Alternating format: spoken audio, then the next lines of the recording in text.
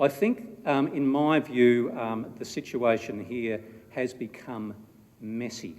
I think we all may agree with that contextual description of what has happened on this waterfront site. It is particularly messy, so I congratulate the people involved to actually try and crystallise some positive action that should be taken.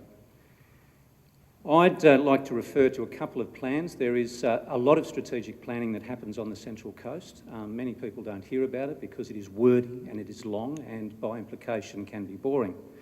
Though culture is at the heart of every strategy that I have seen in and around the Central Coast for some time. There's a deep recognition that culture means a better local area. It also does directly link to employment opportunities and investment. And of course, some of those opportunities are being realised here in Gosford with the NBN investment, with some cultural institutions that are starting up.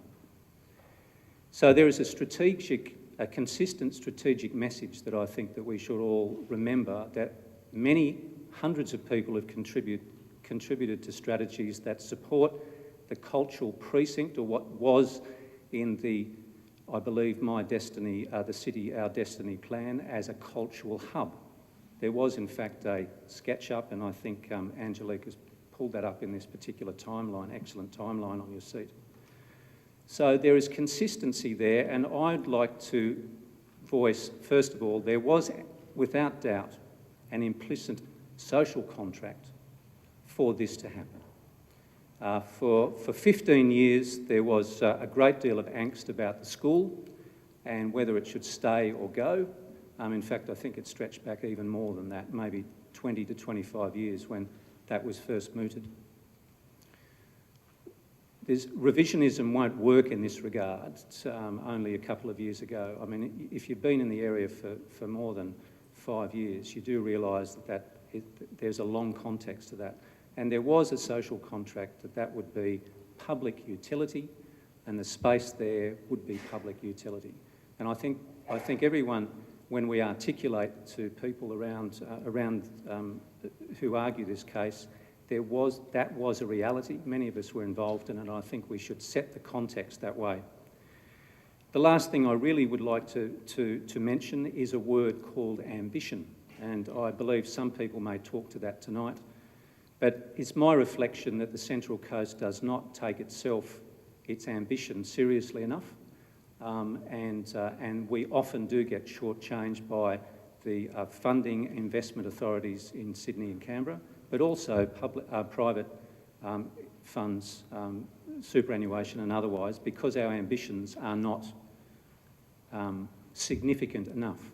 I think all of us would agree that that canvas that we have down here on the waterfront and around is one of state significance, and it is my hope that it takes an Asia-Pacific Rim significance, because this will be the next 40, 50 years of all the strategies and all of the free trade agreements that we're going into.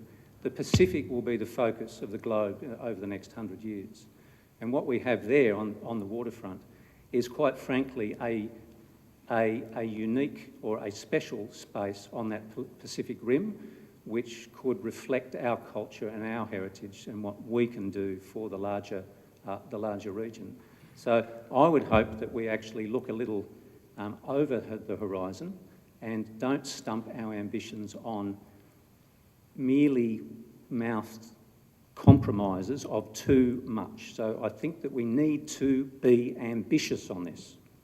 I think we really need to look up and don't compromise too much, because we've done it before, and I won't name the institutions around the Central Coast, but most of them were compromises.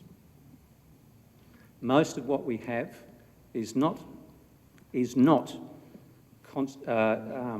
equal to what they have in Armidale, in Port Macquarie, in Coffs Harbour, and these areas. And the reason is we have been too quick to compromise. So I would hope people take that away from here, and good luck.